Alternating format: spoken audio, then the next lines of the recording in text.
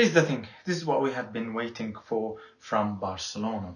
New ways to attack, changing the system, changing all the ideas that haven't worked for them. And finally, Koeman at Barcelona has delivered something different to us. Stop doing what you have been doing all previous years. It's not working anymore. The game for Barcelona started perfectly. They dominated possession, created chances, and they controlled Sevilla. They controlled how they play, how they attack, how they pass the ball. They did everything perfect in that first half, Barcelona. One of the positives to talk about in that first half was the way Messi and Dembele moved in that final third. The movement without the ball was perfect, although sometimes you can see that they haven't really connected together that much. And you see Dembele making the wrong runs or Messi not finding him with the right pass. But all that changed when Messi and Dembele combined together for Barcelona's first goal. Because the two of them didn't play as strict center forwards.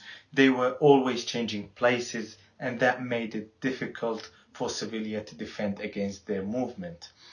Dembele, on that first goal, he positioned himself between the two defenders, and Messi was able to find him with a perfect pass, and the finish wasn't bad either. On the second half, Lopetegui realized that he lost control of the midfield, so he decided to do what Barcelona was doing and change his system to 3-5-2, so it was 5 midfielders against 5 midfielders. At the beginning of the half, yes, Sevilla had the upper hand. They did dominate the possession. They did actually create some good chances. Wasn't that much to disturb Ter Stegen, but they were the better side for the first 10 to 15 minutes. Until Barcelona came back and decided to play their own game. Messi, Pedri and De Jong, they dominated that midfield. One of the things that I was saying all season long, this is the year of De Jong. His performance against Sevilla yesterday was one of his best with Barcelona, both attacking and defending, controlling the pace of the game, finding passes, making runs from midfield to attack to help the attackers. Pedri as well. You will notice how important his role to this Barcelona when he came off injured.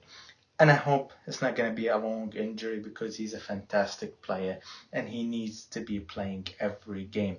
But when you see how Barcelona lost that coherence between them in the midfield because of Pedri went off, you realize how important this player to Barcelona this season. Problems for Barcelona right now is their injury crisis. We saw Pedri get injured.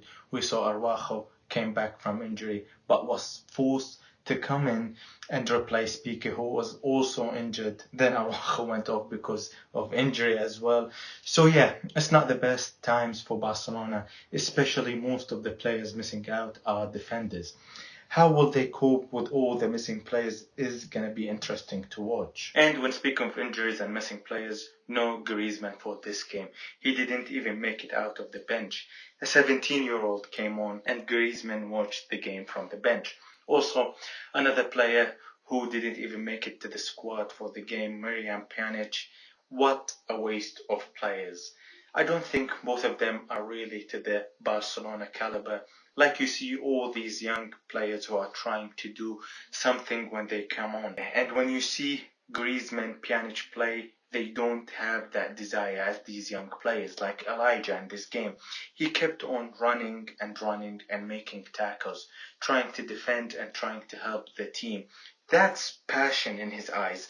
That's something missing from Griezmann and Pjanic, unfortunately. Let's see what the future has for these two players, especially with the presidential election coming on.